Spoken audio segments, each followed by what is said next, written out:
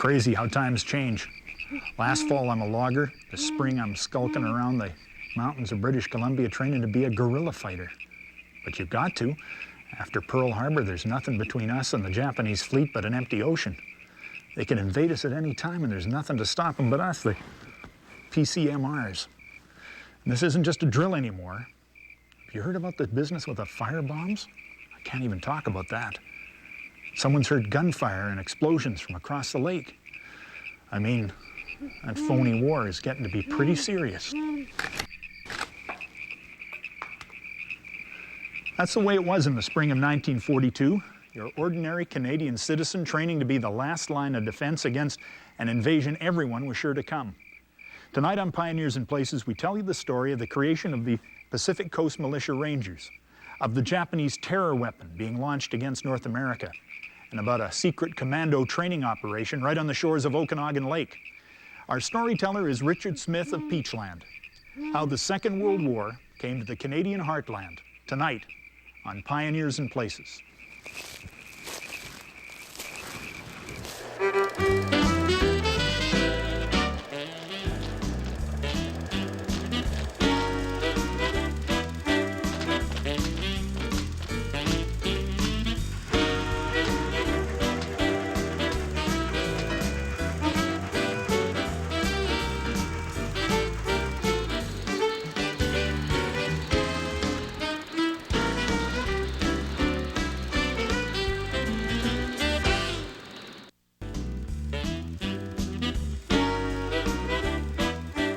Welcome to Pioneers in Places. Mike Roberts with my guest for today, Richard Smith from Peachland. And I guess the difficulty I've always had is try and understand the mood, the feelings, the psychology of the people of Canada during the Second World War. How nervous were they? How concerned were they about, their own safety here in this country? And I guess not very up until the Japanese bombing of Pearl Harbor. Well, they weren't worried on the West Coast, that's for sure. They were somewhat worried on the East Coast, and particularly up the St. Lawrence, because they were at war with Germany and there were German submarines in the area. When you take a look at the Star Weekly, look at these great pieces of artwork that really put Canadians, men and women, into war mode. Yes, it was on their table, a different picture every week. And on the West Coast, not particularly worried until December the 7th, 1941. Yeah, the Japanese bombed Pearl Harbor, and that brought the war so much closer to North America. And as a matter of fact, it brought the United States into the war big time against Japan. So the West Coast was threatened. Of course, there was an invasion of the Aleutian Islands. The Japanese invaded the Aleutians in Alaska.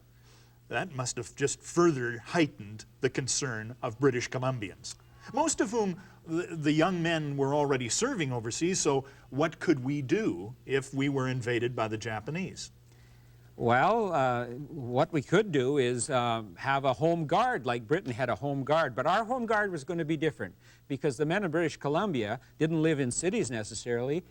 They were fishermen, they were hunters, they were ranchers, loggers, and they were great in the outdoors. So it was going to be a completely different type of group that was going to form a home guard.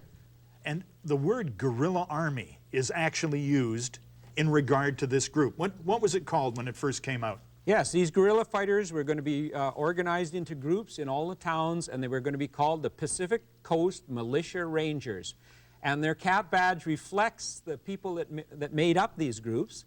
There is the Thunderbird on the top, there's the axe of the logger, and there's the .30-30 rifle is all part of the badge. Because that's who those people were, loggers and hunters and outdoors people. Yeah. And this was no sort of parade, marching with brooms over your shoulders. This was a military unit.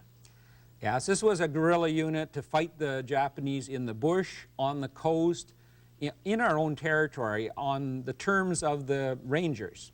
These are actually the instruction training books that were sent out to the various units of the PCMRs. Also, they were actually issued weapons and materiel, weren't they? Yes, they were issued, first of all, weapons they would be readily familiar with, and that was the Model 94 .30-30 Winchester. But to make it distinctive, it was stamped on the wood and on the metal with the Canadian military stamp from the Army. And that stamp is what, just in case? Yes, it's it's a British, it looks like a British arrowhead encircled with a C, and that's Canadian Army. They got a 30-30. They got a 30-30, they got a bush jacket, they got, got a bush jacket. bone dry pants, they got a slouch hat, and the badge would go on the slouch hat. So this, Now, where did you get this? This came from the wife, who's passed away now, of a member of the PCMRs in Peachland by the name of Art Topham. It was Art Topham's jacket. What a great artifact that is, because Yes. this went on all of the training maneuvers of the Peach. This is actually the armband from the Peachland group, From the 467? Peachland PCMRs, yes. They all had an armband. That completed the uniform. How many members? I believe there was 15 to 20. Yeah. How would they train? Well, they would meet in a drill hall probably in the evening in downtown Peachland, and they had a leader, and the leader was a World War I veteran by the name of Jack Wilson, as a matter of fact. And he would outline what was expected of them by the Canadian Army, and then they do active things in the bush, probably read maps, do compass work, bivouacs, learn how to handle themselves in the bush. Of course, they already did, and target practice, of course, would be a big part of it. I guess it would be no particular difficulty. Everybody, I think, learned to shoot a 30-30 pretty quick, and a bolt-action 30-06, but Right. they had some other weapons that were issued to them, too, that maybe required a little more attention. Yeah, the weapons that would require a lot of attention, I believe they were issued with the grenades and a Sten gun. This is a Canadian grenade, That's a Canadian grenade. and capable of doing severe damage to anybody it landed near. Within about, you know, the size of a large room, it would be deadly, that's for sure. Segmented and... Give me a demonstration. Pull a pin and show what happens. This is deactivated, of course, but you pull the pin, and as long as you hold the lever down, it will not blow up. But the minute you release the lever, you have 5 to 7 seconds before this will explode, so that gives you time to throw it, and they threw it in a particular manner. And so they had to get trained on that. Yes. Any other weapons that they needed training on? Some units were issued a Bren gun, which is a more long-range machine gun. It's a more long range. A Sten gun, close quarters, not very accurate, but very good and fast firing for close quarters. But if they wanted long range fast firing, they probably chose a Bren gun. So here they are with kit, badges, grenades, rifles, and training, and ready to do battle. They were ready. And this obviously brings the war home to people. I mean, this is no longer reading about, you know, the Atlantic German submarine menace. No, it brought the war home a big time, because every town of any size had a military unit in the town composed of their friends and their neighbors. And they were ready. The Japanese were a real threat to the Pacific Coast and to the interior eventually. The first of the Pacific Coast Militia Rangers actually started in Victoria. Yes, the Victoria Rod and Gun Club, I understand, was very, very active for quite a while, and they formed the #1 company of the PCMRs. And even to this day, they carry in their crest the design of the Pacific Coast Militia Rangers is incorporated within their crest. Very first-hand stuff. And, as we'll find out in just a second, the Japanese threat was more real than a lot of people might have realized during the war because of secrecy. And we're going to talk about the balloon bombs of the Japanese right after this break.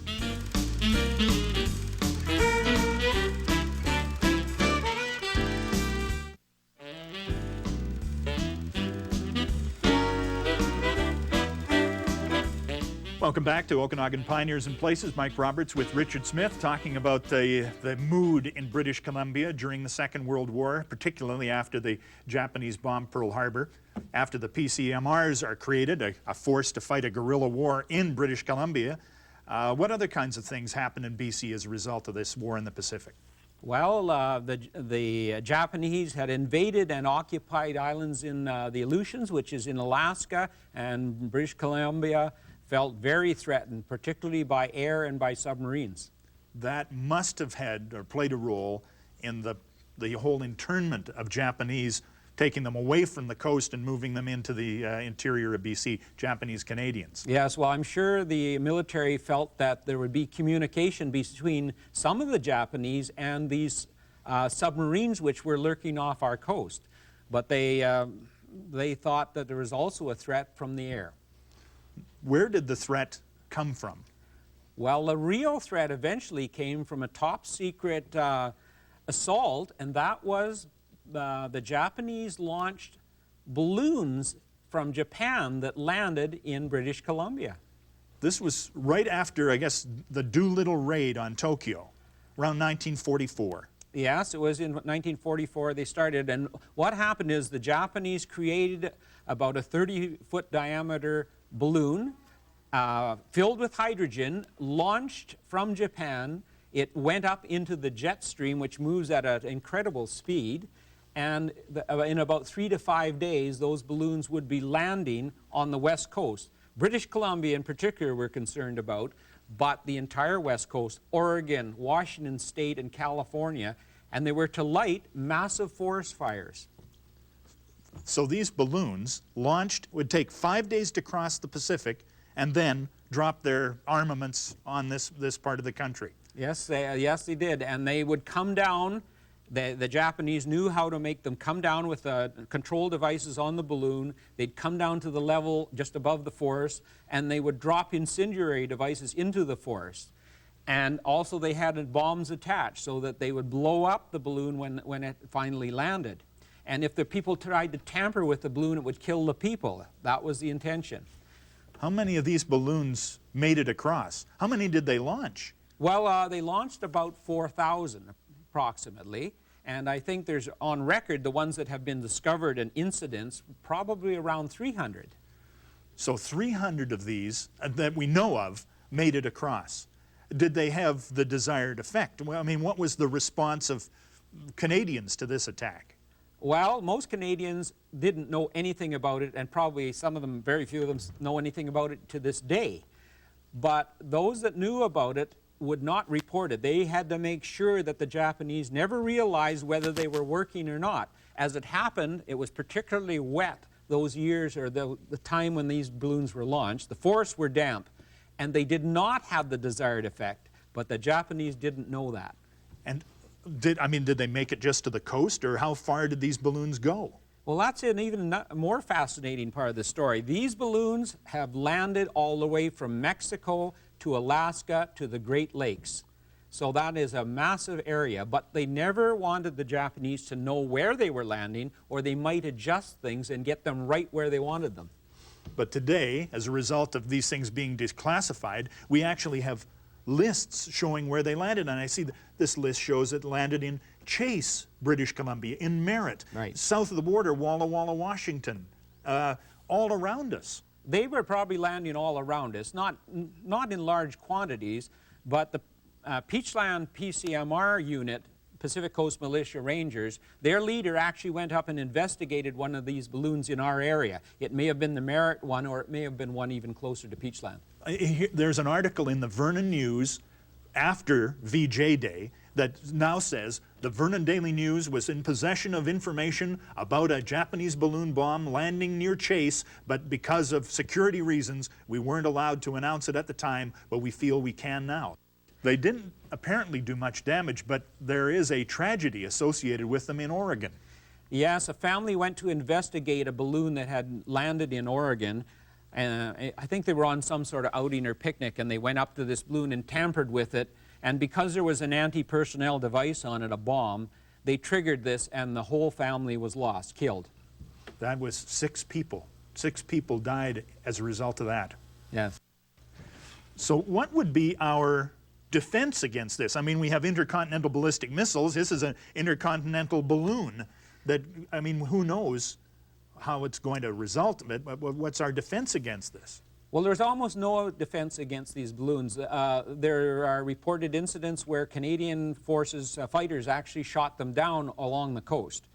I guess the other defense is using anti-aircraft, but we didn't have the anti-aircraft to shoot them down anyway, but it's a possible defense against them when they get close to the ground. And this is something that's only recently been declassified. Yes, this is a story that has only come out in the last few years, and now there is a book about it, a very, very good book that details the whole history of these Japanese balloons that were sent against us during the war. A book called Silent Siege 3. It's written by Bert Weber out of Oregon. And if you go on the internet, as a matter of fact, and just put on your search engine Japanese balloon bombs, all sorts of interesting websites. What was it called? Fugo? The Fugo Project. And Fugo means something about wind, doesn't it? Wind object or something like that. I don't know the Japanese.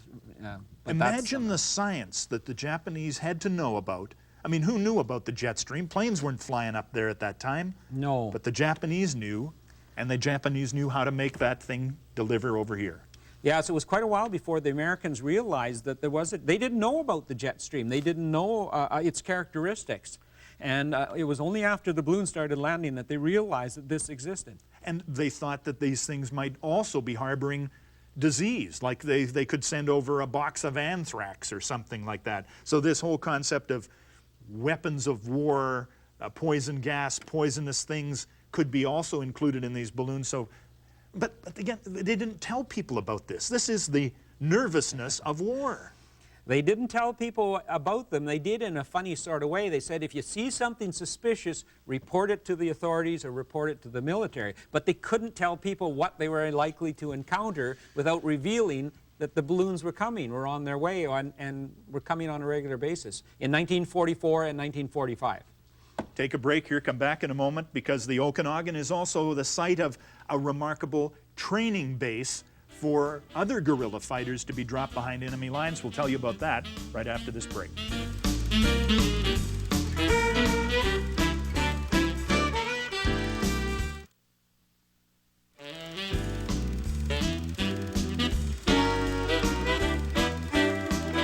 Welcome back to Pioneers and Places. Mike Roberts with Richard Smith talking about Canadian preparations in Canada for the Second World War. The deception that the Japanese managed to portray on the West Coast using their submarines. Tell me about that.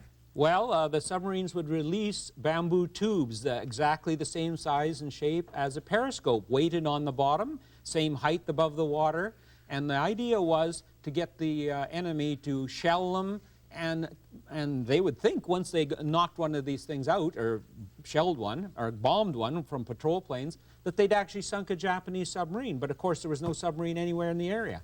So, I mean, and of course it would take up time and munitions and energy and gasoline, and it incrementally would do its bit to help the Japanese in their fight against the United States and Canada. Oh, and they were convinced the submarines were there, and they were there, and they shelled the lighthouse at Estevan Point quite severely. There was actually, there's all this secrecy going on. Things that were happening all around you couldn't talk about, and there was a guerrilla training camp right here in the Okanagan.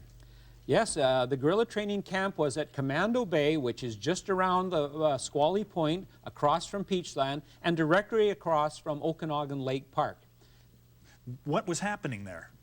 Well, they'd selected Chinese Canadians, and they were going to train them in a guerrilla warfare to be put behind the Japanese lines, and of course they were going to report back to the military on what they saw and possibly sabotage and so on.